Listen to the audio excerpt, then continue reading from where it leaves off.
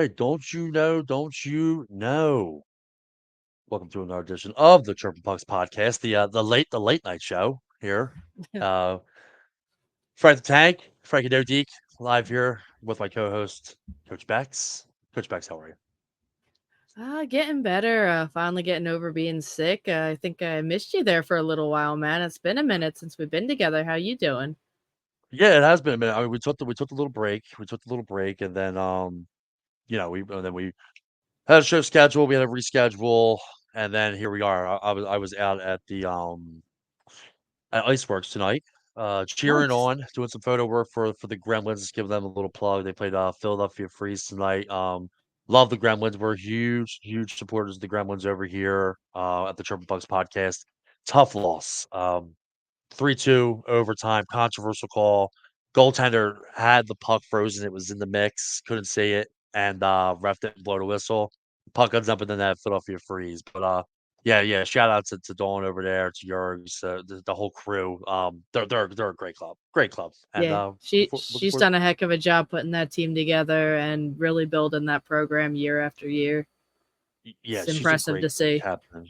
Yeah, she's a great captain too. Yeah, she's just a good person. We're excited to have them on. But before we get into it, obviously you saw a little flyer that was up there. Not to plug myself, but of course, gotta do it when it's due. Started a new YouTube channel, Frankie No Deek.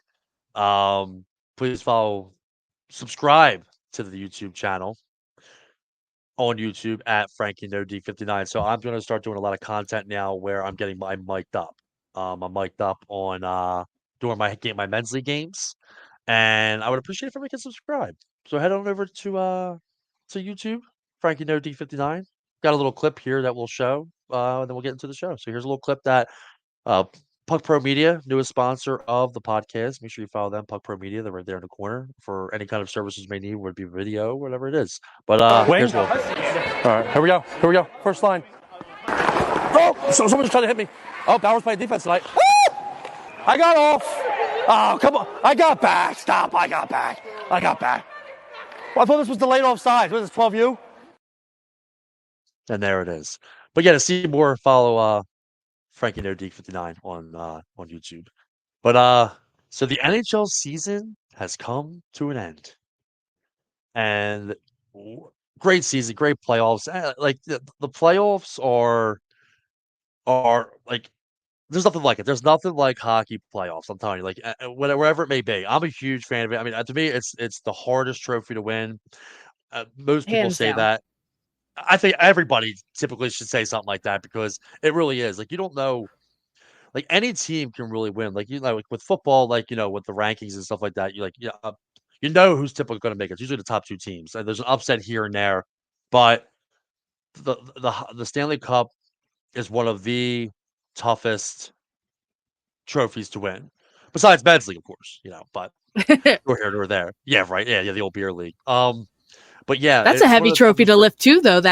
Those kegs are heavy, man. Yo, listen, I remember so last summer league when I was playing at the Grundy League for the No Deeks, we won the chip.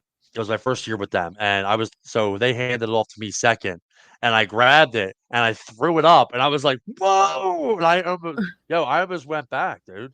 I did. I believe I almost it. I almost went right back, and just a quick shout out here, some of our friends over here on Instagram checking in. Delco Batman, thank you, brother. Danny checking in. Legs, hope you're doing good, brother. Good to see you checking in on the show for the first time. We'll definitely be in touch. I definitely want to have you come on the show. I think I might have mentioned that. So thanks for checking in, my friend. Good to see you on the IG. But Florida Panthers, they did it. They They did it. did it. I'll tell you, the first thing I thought of when they won last night was like Claude Giroux, because Claude Giroux got traded to the Florida Panthers from the Flyers, and they were the top team in the NHL, and they just couldn't make it Right. happen. That Um, was supposed to be the year, and get him his cup, and it's like he missed what Kyle Oposo got. well, yeah, well said, Baxi. Well said, and that's kind of right. Like, it just wasn't meant to be. But don't want to take away from the Florida Panthers. That's just one of the things I thought of right away. So for win the Stanley Cup. it's just it was an incredible celebration, a, big win, and, we were talking about, like, some predictions and stuff like that, and we talked about some of the players that, like, the standout stars. You actually had, Hyndman as, like, a really underrated player, and he really showed up, actually, like, he played pretty well. You saw some of those players that just I knew my opinion, Florida had more talent all the way around, but they obviously have the McDavid and the Draisaitl and stuff like that, but, like, I thought that Florida had more talent. I thought that the coaching is really big with me. I always said that, like, about the Hurricanes, like, I think that they have, like, the best coaching with Rob Brendamore. Um, I just knew that Florida was I just not saying I knew because no one really knows, and that's the beautiful thing about this sport, but, it was great to see Florida get it for a number of reasons. Obviously, you gotta and we'll dive into it more about Sergei Yeah. Bobrovsky, I mean, seeing Bobrovsky do it. Yeah, Bex. yeah, no, their depth, I mean, I think all the way through, first line, fourth line, first D pair, third set D pair. I think you have more talent all the way through. Do you have superstars? I mean, yes, to the level that Edmonton has superstars. No, I mean McDavid, McJesus, McBaby, whatever you want to call him, Big Dick. that is that is he is beyond a generational talent. We talk about generational talent, and he is truly beyond that. He is a great of the NHL Oh, he's the period. best. We Yeah. know that's only coming. So, and Florida does not have anybody that would, sit up there with him. Superstar players, some Yeah. generational stuff, sure, Mhm. but to that Yep. degree, not the same. Um, That's true. It's a the good other point that thing you is just made like right there. yeah. The other thing is they sit there and the whole way they talked, the team was special because it felt like a family, and Maurice talked about that, and every single person they interviewed talked about that, and the community that they've instilled and culture they've created, and I think when you have that, it goes way further than you realize, the importance of it. When you have a club that and you look at certain things and you start to think more about it, like you have like and you're right with the generational talent and I mean McDavid is the best player in the world and it might not even be really that close. I mean that dude is unreal. And you have Draisaitl, who's an incredible scorer. Like when you like, you know what I mean? Like it's not even like one of those things where you can have the conversation of what would Draisaitl be if McDavid wasn't there? It's not even like that's not even a realm because I just don't even believe that because it's gonna be tough to keep both of them, and things will get interesting at one point.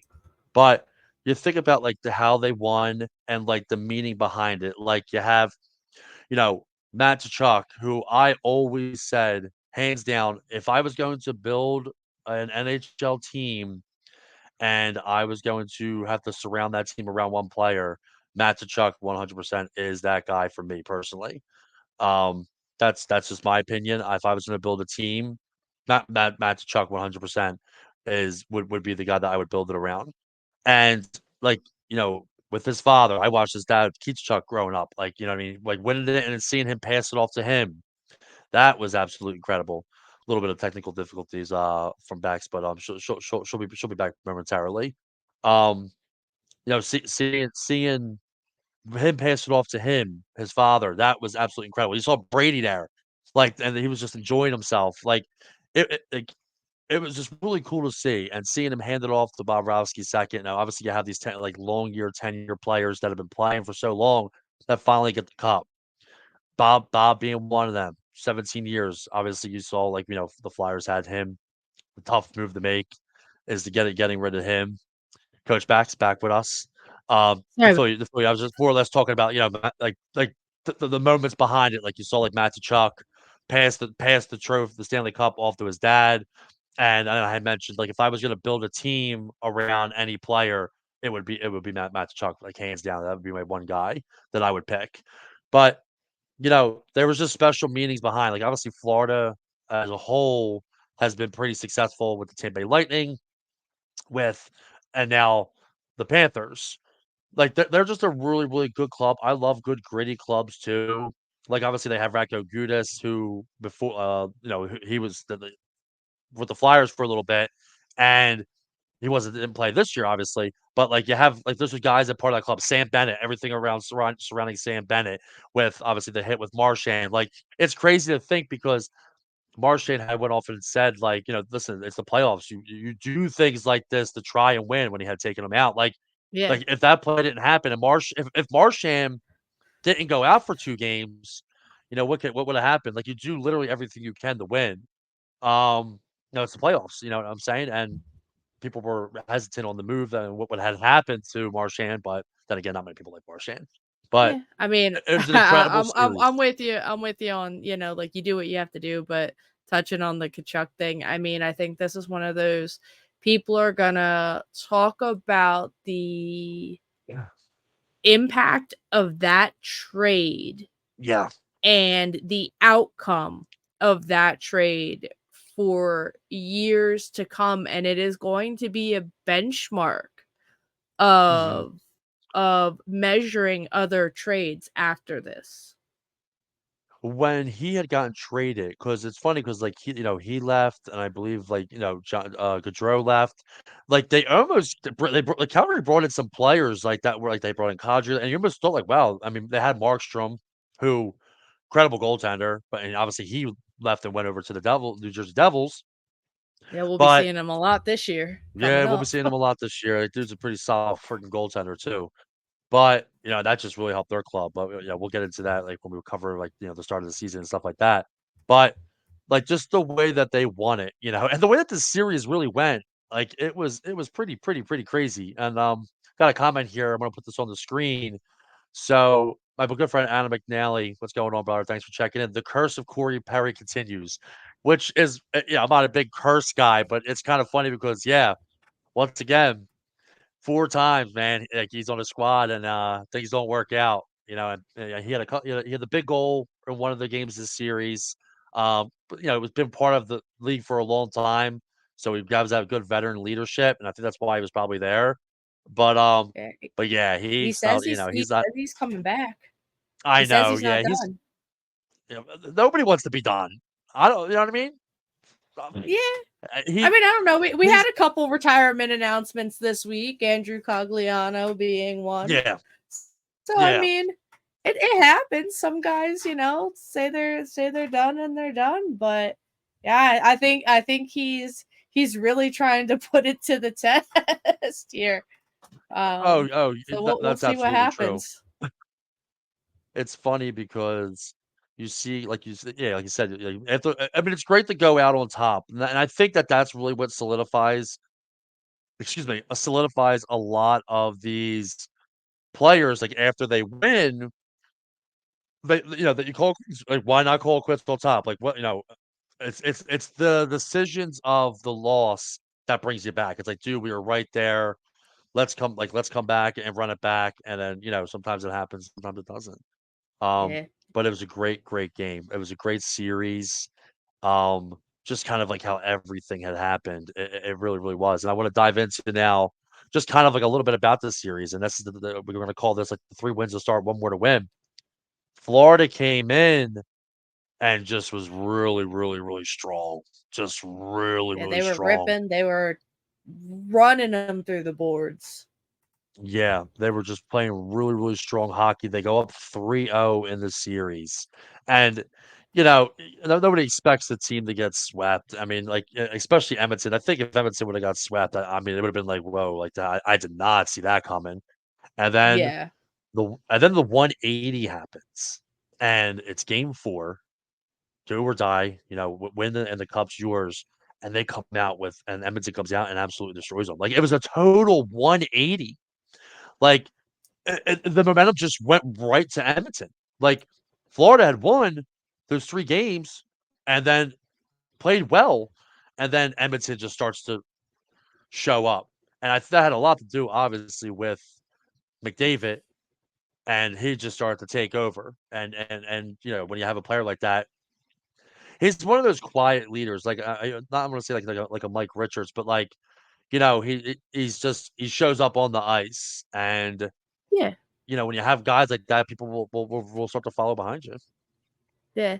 I mean, I think it's one of those moments where, it's really hard to be down 3-0, and it's really hard to come back and complete the reverse sweep. I mean, I think you can count, on one hand the number of times or maybe two hands, the number of times that's Mhm. actually happened in the NHL. Like that is truly one of the hardest things to do in sports, period. And then to play a team like Florida, they're not gonna play dead. They're not gonna like they're Mhm. not gonna just, roll over and take it. It just might take a minute for them to go, "Oh, wait. Well, now we just gotta do it." And I think that kind of was where Florida Mhm. ended up after those losses, was just like, they stopped thinking about winning in the sense of like win the Stanley Cup, and just started thinking about, we need to win this game. And I think Yeah, having those and extra games, they just kinda didn't have that same edge. yeah, it was just a total 180, and we got some comments coming in here. We'll answer this question, and we'll do our check-ins on IG. My good friend Gio, what's going on, brother? Do you think the 3 games Edmonton won cost Bob the Conn Smythe? Wow, great question, and yeah, 100%. If they would have lost one, great question, by the way, Gio. Looking forward to seeing you down at the Flyers game this year too. Absolutely, 100%. I wanna see what other people think too, and for everybody on Instagram, you guys can comment in. I can read I can't put your comment on the screen, but I can read it off of the Instagram. So any comments on this one? So, especially my goaltenders out here, quick plugs for a few of them. My main man, John Hood, what's going on? Thanks for checking in, my brother. Looking forward to our show. Um, Mark, thanks for checking in. We gotta do a little shout out for my main man, Regan.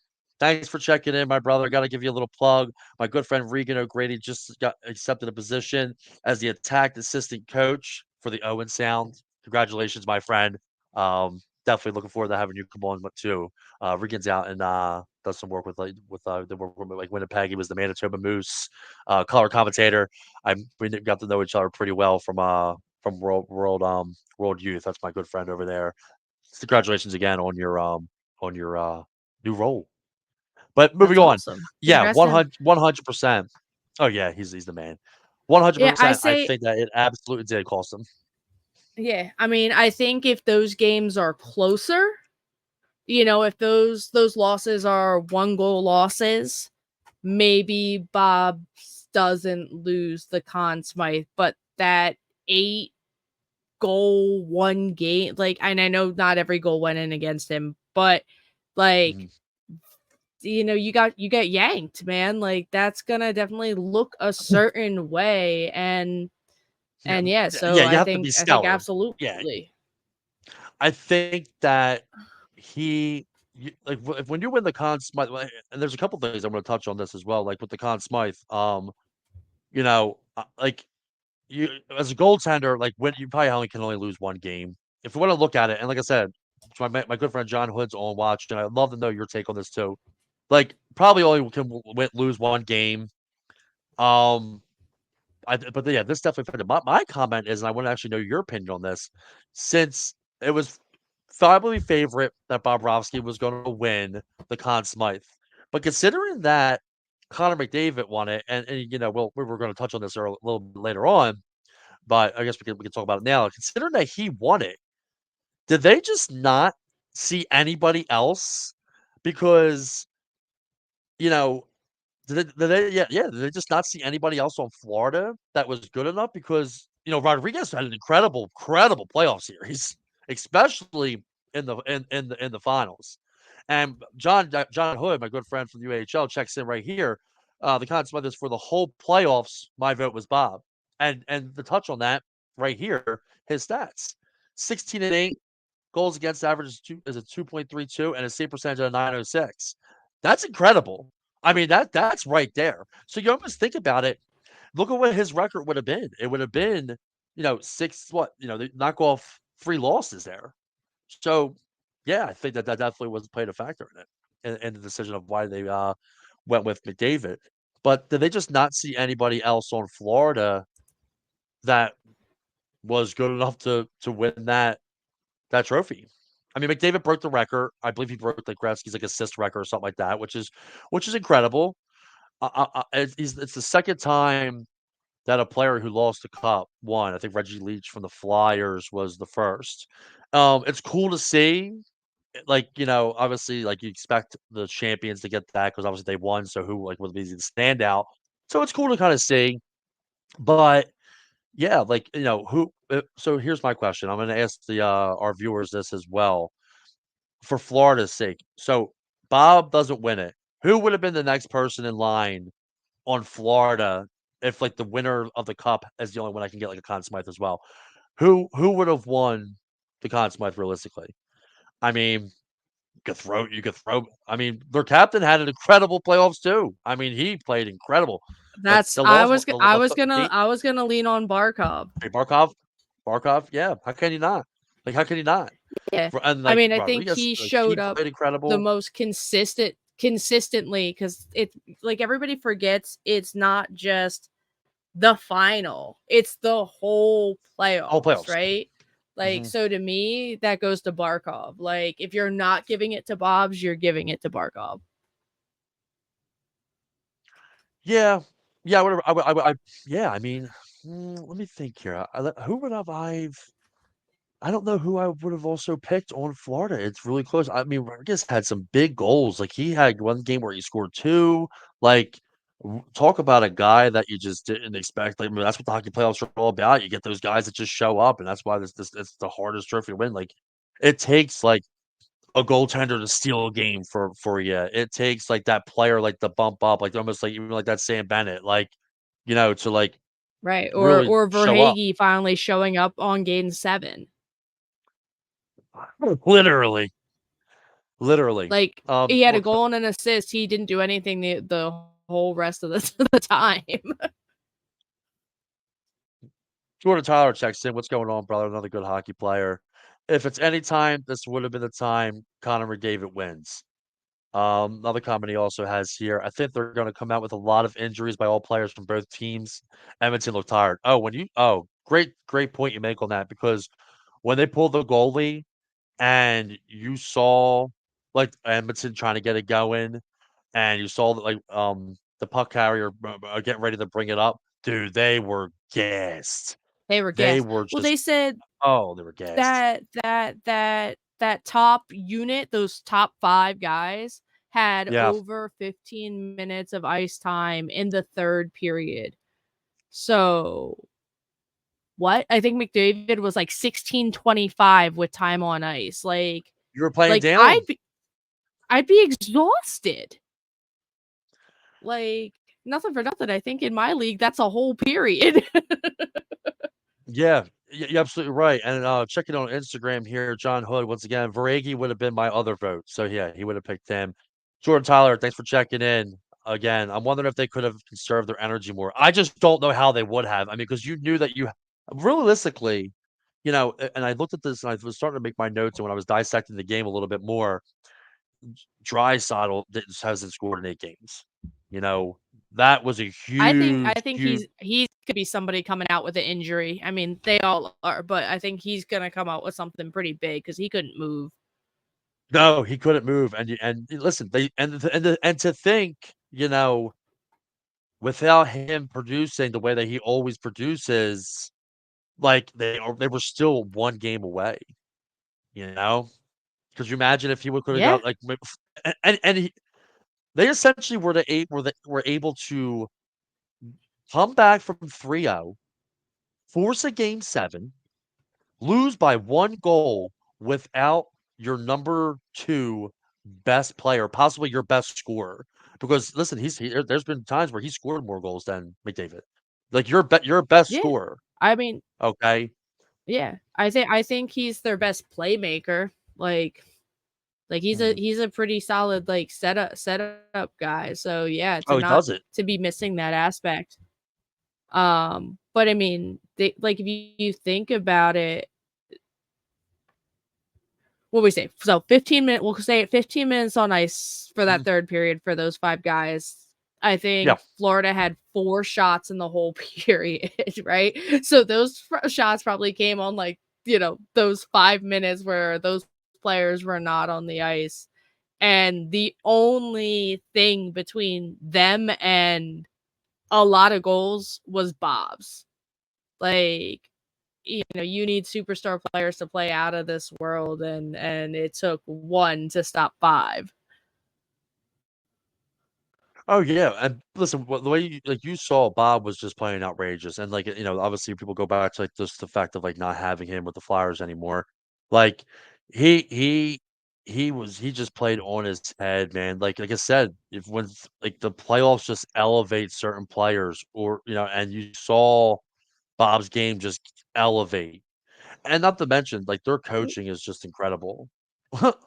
Well, Like what a player's we talked coach. about this when we did our playoff talk and talking about the team. I mean, I know that episode got cut short, but the Mhm, fact how much money Florida has invested into their goaltender coaching and mhm. training and involvement is like par none compared to the rest of the NHL. So like part of me isn't surprised that Bob's could even take a rebound from those kind of losses to have a game like he had in 7, Yeah, and also to take his game to a whole nother level.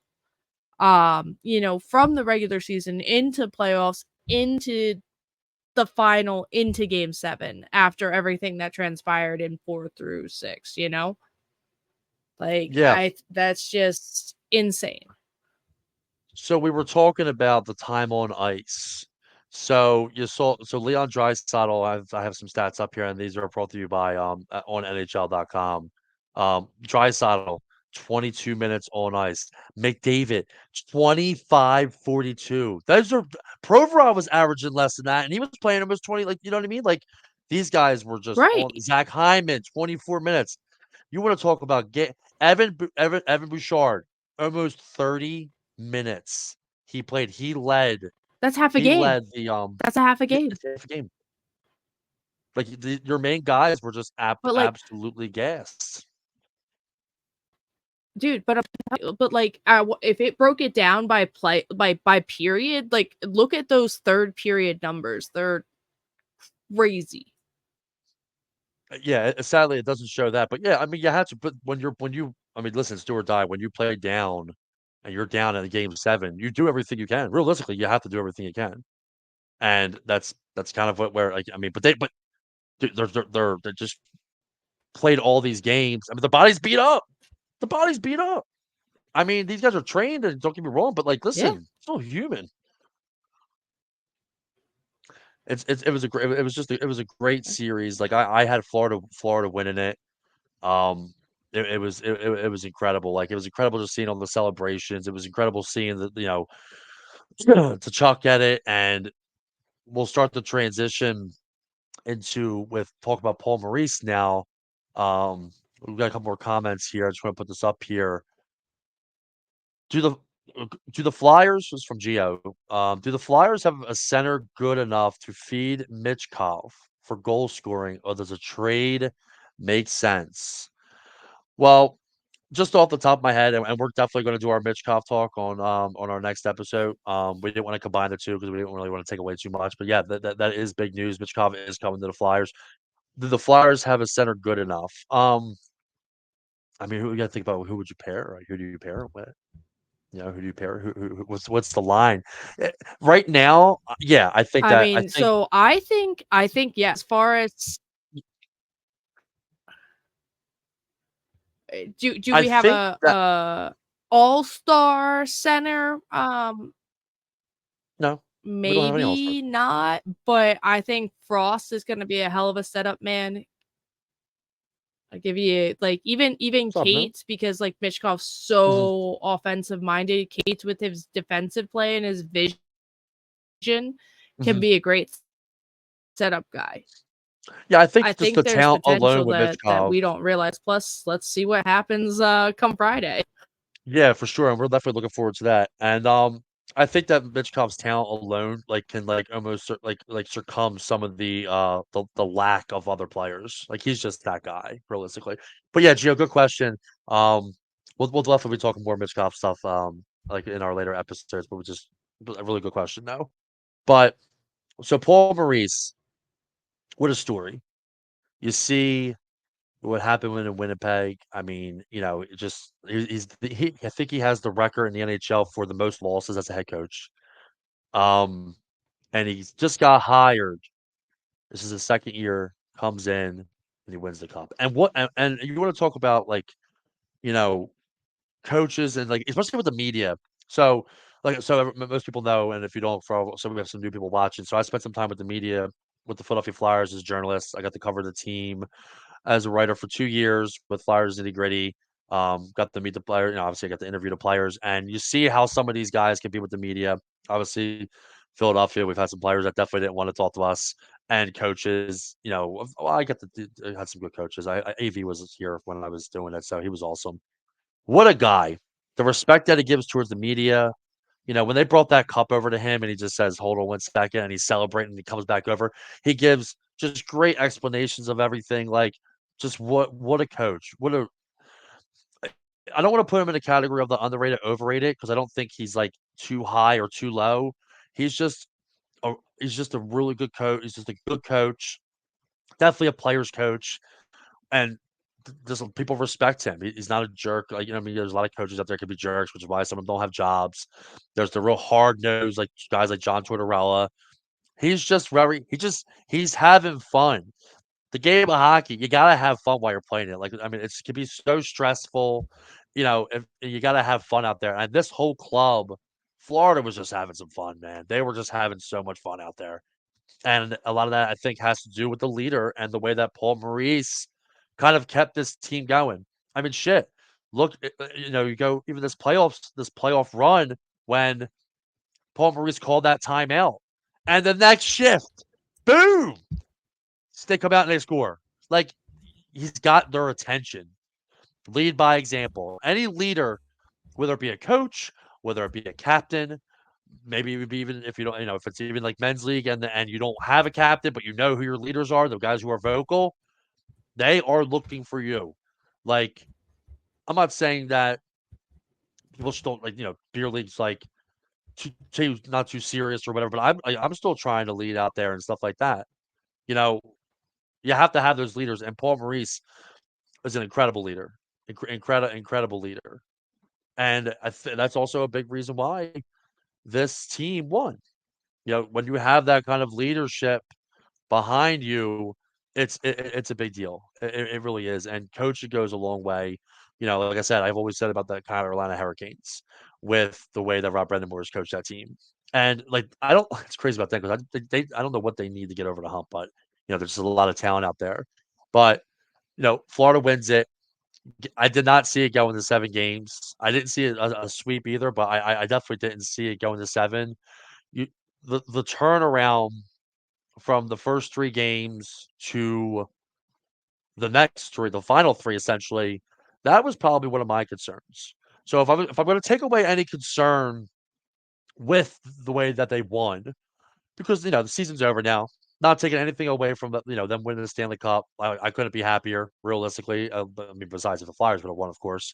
But it's definitely a topic of conversation because, you come out so strong. Bob's absolutely playing out of his mind. That's everything's buddy's firing on all cylinders. And then you simply game 4 comes and they absolutely just they don't look good at all. And that was a concern for me, like the way that, Florida plays the first 3 games incredible, and then the 180. So we have some of them, the series right here essentially. So game 4, an 8-1 loss. You just that was just like, whoa, this is crazy. Like, wow, 8-1. Like, all right, yeah, maybe they're tired. They want you do the old they want to win it at home, which is I don't think that players ever think like, "Oh, let's just lose this game so we can get back home and win it." I don't believe in that. That's just not my thing. It's almost like I don't believe Nah, in the like no, if you losing wanna on win, you purpose to wanna get a good draft win. pick. Yeah, you want to win. Hockey players are just built differently. And then they lose Uh, 8-1.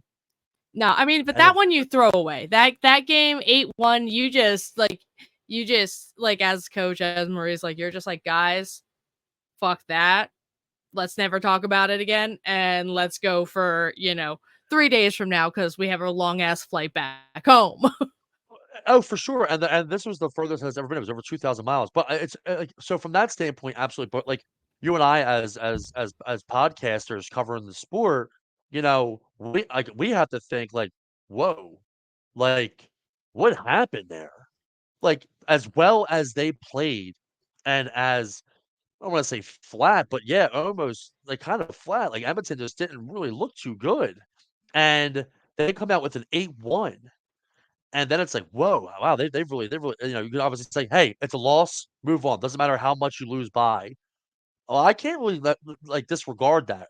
That was a big state. I think that was the statement win of continuing on to force a game seven. That big win with that much of a margin win, I think was like, we could do this. We just absolutely destroyed this team. Florida's goaltender is been playing incredible, and we just did this. We got him yanked from the game. Let's go. Let's go. And then obviously, then it's 5-3. Another, 5 goals they put in. So, but Bob hasn't let up more than almost 2, 3 goals all series, all playoffs in a game. And then they tie it up with a 5-1. Once again, these are big margins. These aren't empty netters like a 5-3 win, and they just score on an empty netter to make it to 5-3. Now, you understand what I'm saying? It's almost like, whoa, what's going on here? And I think that 5-1 win. So there was two empty netters. I'll say that there was two empty netters, but it showed a sign of, like, a little desperation, like, obviously, you wanna win, but, like, it's, like, almost like a little panic mode, so going into that game 7, when we put out the post on our social media, make sure you follow the, Triple Pucks podcast at Tankin41, please, thank you so much. You'll see all of our content, all of our episodes. You know, going into that game 7, most of the people I talk to and that have been reaching out to me about what I thought about the game and the conversations I've been having and then on our social media, everyone had Edmonton. I had a conversation with my good friend Bill, my good friend Scott yesterday, and we were talking a little bit about the playoff series and stuff like that. And they gave me their whole theory. This is how Edmonton's going to do it. Like everybody had Edmonton winning that game 7, and I'd love to hear from the audience as well of like who you guys had winning that game 7. Even if you say Florida, I mean I know they won, but like, I'll give you the benefit of the doubt. But everybody I talked to had Edmonton winning the Stanley Cup. I thought that Florida was going to come out strong. I thought Florida was going to definitely win this game. But those statement wins that they had along the road were were impactful and the way that they won. That's my opinion personally. But Coach Bex, what do you think? Who did you have win the cup, Coach Bex? I want to know what you think about that. Who did you have win the Stanley Cup? I mean, originally, like Florida was my pick, like way, I had before Florida Dallas. I think I them had Florida making. Dallas when we did it. Yeah, when we did our thing, I had Florida That Dallas. that So, was yeah. who I wanted to see. I had Mhm. a feeling that it might be Florida Edmonton, and I think I will have to go back and watch the tape and see if that's what I did Mhm. in fact say. Yeah, watch the footage. Yeah. But um, no, I mean, I think I kind of had the thought of like if it stays tight, it stays close. I was gonna give it to Florida, Mhm. but um, I don't know. Like I was very wavering in my belief in them going into game 7. I really Mhm. thought that they could do it, but yeah, like definitely wavering hardcore. Like I was like, I think Edmonton can do this. Oh my god. Yeah. Like they really had me questioning whether like Florida could turn that shit around. Yeah. And it's a good point. And yeah, a lot of people, and I think it has a lot to do with like they didn't squeak by. Edmonton didn't squeak by any of those games they won. The 8-1, the 5-1, like they didn't squeak by. They were absolutely outplaying and destroying, and Connor McDavid had turned it up like no other. People had started to think, I think that this is about to get really, really interesting. And that's what people Yeah. were thinking, but that clearly wasn't the case. Florida does it. Florida wins. Yo, can I ask you a question that we didn't? Yeah, This isn't in our slides, and I didn't talk to you about this. doesn't But matter. Good. can we just nobody's brought it up. I think because Edmonton didn't score on this, but that Kachuk tripping penalty. If that is a trip moving forward in the NHL, I'll watch soccer because it's the same thing. Did he lay on the ground too Like and that. flail around? I love when soccer players do that. No, dude, legit fell down, like lost his edge. Right, is Yeah. like sliding, like not like semi in control of his body because like Mhm. professional athlete, Yeah. but guy skates and falls over him, and they called him for the trip. Well, Like, it wasn't listen. as if he fell into the guy's path. He fell and was moving along the ice, not in control, and, like, that's never been a penalty. Like, that is, at best, incidental contact, Yeah, it's hockey and moves. they Yeah. called that trip. Like, that was something that could have changed, and it did, in my opinion, change the momentum of the game because Florida was Mhm. relentless in that moment. And then all of a Yeah. sudden now they're killing a penalty. Mhm. Like, it took them a while to get going again. Nice. Yeah, I mean, it's tough with officials and, like, I mean, especially being one, I know that I've had my share. It's funny, so when I played against the Sugar Bush and, she's obviously does her check-in here. Little plug, thanks for checking in. Bauer live on Instagram with us. Bauer, thanks for checking in. I'm about to actually refer back to you. Sean, my main man, thanks for checking in. Um, So I was played the Sugar Bush in my league, and our good friend Carly, who we all know, Carly Petrick, she plays well with Bauer as well. I'm coming up in the third period, close game, and Carly gets her stick like right in like the front of my skate, like not even like hooked, like almost like a reach out like for a poke check, but I already blew by her, and it touches my skate, and I do this You got toe and just tapped. go down. No, like, it was such a delay too, like, I shoulda got called for flopping, and all of a sudden, I fall, and then Meatball in front of me goes up, and I'm like, "Nice." And it probably should have been called, but you also have to keep in mind, from a referee standpoint, 2 things I always try to think about is being consistent and don't ever abandon what you're gonna do. So, as soon as that mindset goes and you do this, you need to honor it, you gotta go with it. Because as soon as, like, not saying the NHL guys would do this, but as soon as you do one of these, you're screwed. So, it's Oh yeah, first now thing, you it's gotta be waver. so quick too. Oh, now you have no now the integrity's gone and everybody's just gonna fucking hound you. Yeah. But when I flopped that call, her the Sugar Bush bench, and I'll give her the plug, Allie Hirschman, oh man, dude, she fucking laid like that. They're all, you flop. Like, they were just absolutely laying into me. Got a comment here. Our good friend Alexis Matlack, who will be joining us in July when we do our coverage of the MS tournament. Hi, Bex. I agree that call was sketchy. Wait a minute. Where's my hello? Oh, where's my hello? How come I didn't get a hi? Anyway, I should have put that on there. No, hi, Alexis. Well, now you know We'll give, who gets the who really gets the love there, Frankie. Sorry, yeah, man. we clearly know. Yeah, yeah, yeah. Hi, guys. I'm co-host Frankie Nodique. Lauren, thanks for checking on the show. Appreciate you. My good man, Ferenti. Hopefully everything's going good with you, my buddy. Uh, doing your bronze thing since you abandoned us in the Rusty League. But yeah, I think that that's just one of those calls, that it just happens. Um, I don't think that's gonna be Oh, like a it's big just change or anything like that. Yeah, it was a good point though. oh I no, hear you. Oh, Alexis checks no, in. but Oh, hi, Frankie. I was distracted by the beautiful co-host. Yeah, I was very distracting. What's up, brother?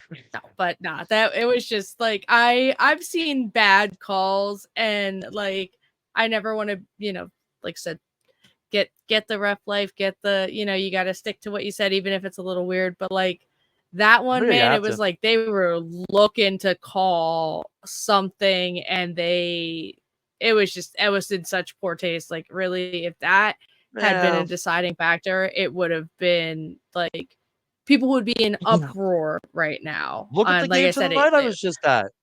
when I was over shooting for the Gremlins. So like I said, nothing happened. They didn't score, but if they do, we're having an entirely different conversation. Absolutely, because here it does have an impact though. Because one, now the penalty kill has to play more time. Two, you're not playing 5-on-5, so now you only have your penalty killers out there, which are usually third line scraps. So yeah, it did impact the game. I mean, realistically, it did impact the game.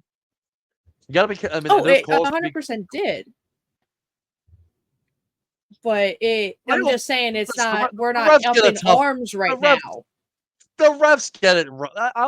As a ref, I'm about to put my stripes on right now.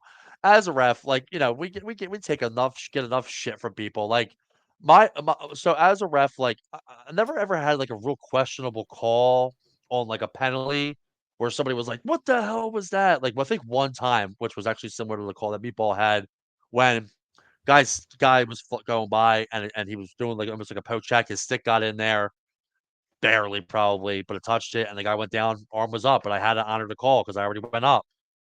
My thing is sometimes, like, little close on the offside sometimes, like, that gets a little tight, but, not as tight as Barkov scoring in, what was that game? Game 6. Yeah, that was like, yeah. Like that, like, I don't know. Like, I'm sorry. Like, so between like that and how close that was crazy. That's a whole different thing. We could talk about that for a while. But this was like you were climbing over the boards, bro, and you fell onto the ice, right? That happens to my captain all the time. Every time my captain leaves the ice, like, it was so funny. I know Sean's gonna love this. Like, my captain of my team, like, he'll like go for a change, like he's getting ready to come on the ice, and fucking he'll fall. And it's funny because it just happened. Like, he's coming off for a change, and he's all quick, and he just flopped. And I'm like, "Yo, dude, you all right down there?" And he tried to get up, and he fell down again. He's like, "Frankie, will you shut the fuck up for 5 minutes?" And I'm like, okay. And then he comes off.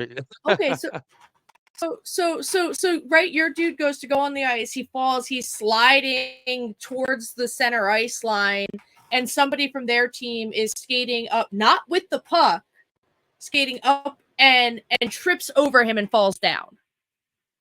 You're telling me you're going to call that a trip? No, you can't call that. So I'll tell you this, and this is crazy. That's what they called Frankie. I mean, slightly different like scenario, but yeah. Absolutely. Absolutely. And that was just more or less the fact of the falling. Listen, I won't go the exact of like their NHL reps, they're high caliber. I mean, yeah, experience is everything, but like I think listen, you have a split second. Like what you see it's first. There's no time to like, oh man, let me think about this for a second. If we're flying and I'm watching a play, guy comes in, stick gets in there, and the guy goes down. 9 times out of 10, my arm's up because okay, but I'd rather over a stick, dude. So I'm just saying, over more or less. Body. My example, it was a bad call. So I agree with you. It was a bad call. We're both in agreement to that, correct? It was a bad call. It shouldn't have been called 100%. But the mindset of the ref, okay? And we got guys in here that they've been playing for so long. I've refed a lot of these guys, so they can even chime in as well. And we have some refs in here. The mindset of a ref is to split the second decision. Okay. Now, granted, it was a bad call. I don't know why he called it, but once you go up, it's going. Oh, never mind. He already honored it. It was a bad call. I agree with it. But the mindset of the ref is he saw what he saw. Not sure if, he doesn't have to explain anybody, but it goes up and it's a call. It's funny because I'm pretty sure, with this conversation, you'll probably like to hear this. I've been seeing a few reporters wanting the officials to get on Oh yeah, they're talking about officials got to do pressers. Yeah. Yeah. What's your opinion on that? I mean, part of me says yeah, they don't have to like go into everything, and like it can just be like Mhm.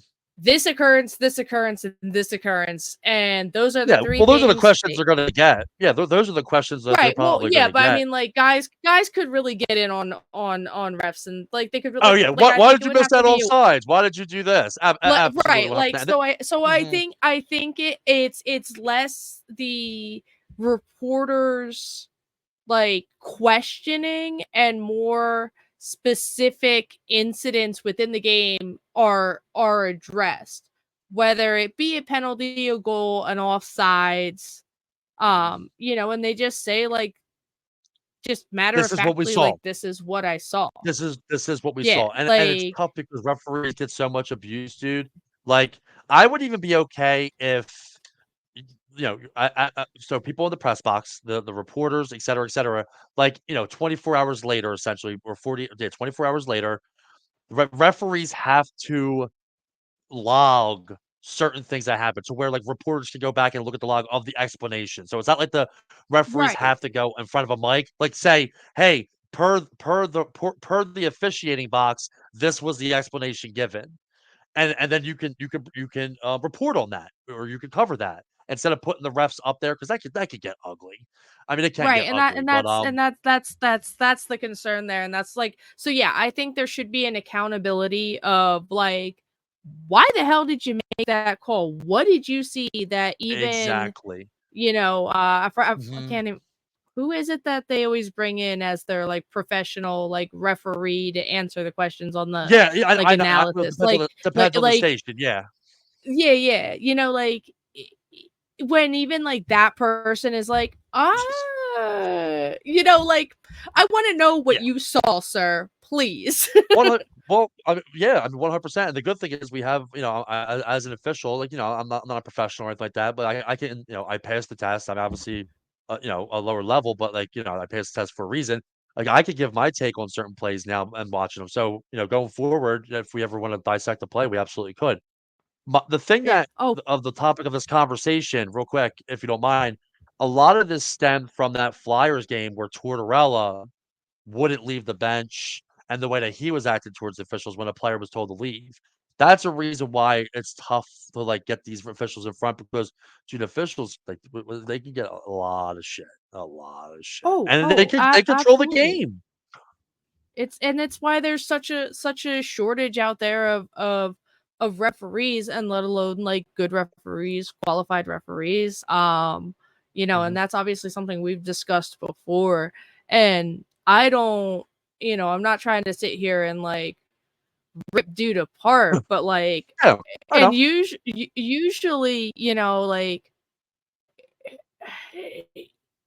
you can see something from the other side or you're like, well, maybe he saw this. And that's I think the first time I've ever been honest to God floored by a call Mhm. where I was like, did they pay you?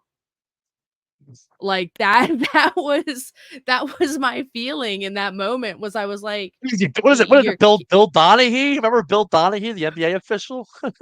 yeah, I but think like that was his for name. real, like that Yeah. was like what that felt like. But on a referee status, can we shout out one of some big news here? We've got Laura White is the AAHA official of the year. So gotta give a congrats to her and got married, so double congrats. Hold on, real quick, Bex. Real quick, Bex. Real Oh, quick, you froze up. You froze up real fast, so we didn't get that plug. So just 1 second. Hold on 1 second, and we'll actually absolutely do that plug. But I just want to plug this real quick, just for the freezing purposes. Good friend of mine, my good friend Santoro. Everybody knows him. Great ambassador. My good friend John Hood. They have a big event coming up in October, and we're gonna have them on to talk about it. But I just want to put the flyer up here. It's Saturday, October 5th at Hollydale. Um, it's the Camden County Warriors against the New Jersey State Police. Great tournament. Pregame stuff. There's a big ceremony. They're gonna be doing a lot of stuff down there. I've been talking with them. All the money goes to an incredible foundation. This is also, with talking to them about it, within like the mental health community and stuff like that. Um, just wanted to just plug this little bad boy. We're gonna be doing a show with them, to go really into depth about this more. I've been talking with them about getting involved as well. So you'll definitely be seeing us down there.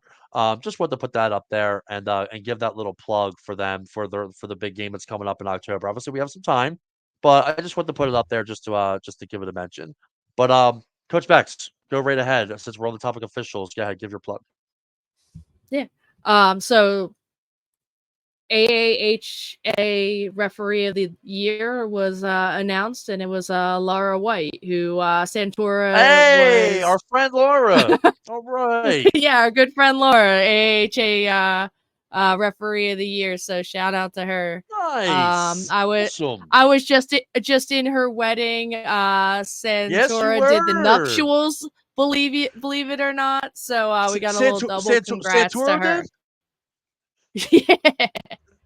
Oh my God, Um, outrageous. Well, that's awesome. so Congratulations, yeah, Laura. but We yeah, definitely want to get her AHA on. That's Referee of the awesome. Year. So Yeah. absolutely big accreditation there, and hopefully we'll see her in the NHL sooner than later. Heck yeah. I will have to get her on. There's incredible stuff all the way around. Got a comment here, and obviously we went really talked about it at the beginning of the show. Our good friend Don Yurgi, go Cats and Rats. I obviously I got to see Dawn tonight. Or the Gremlins played in the playoffs. Tough loss, but thanks for checking in, Dawn. Like I said, I'll just say this just about her. Seeing what her program. Make sure you follow all the Gremlins hockey team at the Gremlins hockey club. Follow them on their social media. We're gonna have them come on in July covering that. Talk about the MS and going to talk about the tournament and her club. Man, I'll tell you, shooting with that team tonight, like what Dawn is just an incredible person. Always very thankful when I get to come out, but what a leader, what a captain. Like she's a player that you want as like your leader, man. She just does incredible. She's doing incredible things over there. So, Dawn, thanks for checking in. Looking forward to the future, and it was great seeing you and your club tonight. Like, we're big supporters of Gremlins hockey over here. We gotta get us a chirping pucks Gremlin jersey. Dog, can we make that? You know what? Dog, can we make that happen for us? Like, can we get a a Gremlins jersey with the back saying "Chirping Pucks"? I'm sure she can make that happen for us. Let me know. We would absolutely support that. I mean, I would love Yeah. that. Another comment here. Yurgi is Gremlin's bar cub. No, she's no joke. Our good friend, Ponytail Goalie. She usually comes on Instagram, but she's on Facebook today. Yurgi, the best. Yeah, absolutely the best. Thanks for checking in, Kat. Appreciate it as always. Make sure you check out her Ponytail Goalie on her YouTube channel. Actually, it's funny. Her and I had like a little meeting after her game, going over some like content stuff like that. We were talking about like our YouTube channels and all. She's gonna be having some stuff, some cool content coming on her YouTube channel. So make sure you follow her on her YouTube channel at Ponytail Goalie on YouTube and Instagram. But yeah, that's gonna do it for like you know, our Stanley Cup final. We just want to cover one more little thing, and that's because it was announced today, and that's obviously the 2024 inductees for the NHL Hockey Hall of Fame. Timing is everything. So oh, look at this. We can kind of actually still talk to each other. And still see each other. So the class of Oh, look at that. 2024 comes out. Um, some big names here: Shea Weber, Jeremy Roenick, really big names. What Jeremy Roenick obviously playing with the Flyers. I am a huge Pavel Datsyuk fan. I mean, everybody knows the Datsyuk, and it's funny because Yurgi had a goal tonight, and she obviously does a lot of like cool stick handles and stuff like that. And when she was coming down, she almost like she had to stick out. And honestly, I'm shooting her, and I'm like, no, she's not going to try and pull this off. And I thought she was going to do the old pull back Pavel and go around, but she still made her move because she got the goalie to bite and she had it open. Like I thought she was going to come out with a Pavel. So, but yeah, great inductees there. Any names stick out to you? Obviously that you were like, oh well, that's really cool that they're on there. Anybody? I mean, I think it's kind of cool that like Nashville's together in that. But I mean, Mm. Jarwitz and Wendell going in, obviously from the women's side, like awesome. It's incredible. That's phenomenal. Two great leaders. I mean, Datsuk, I'm shocked it took this long. That's probably like in my brain, like the thing, like I'm like, how did it take him this long to get You in? almost forget that when he retired.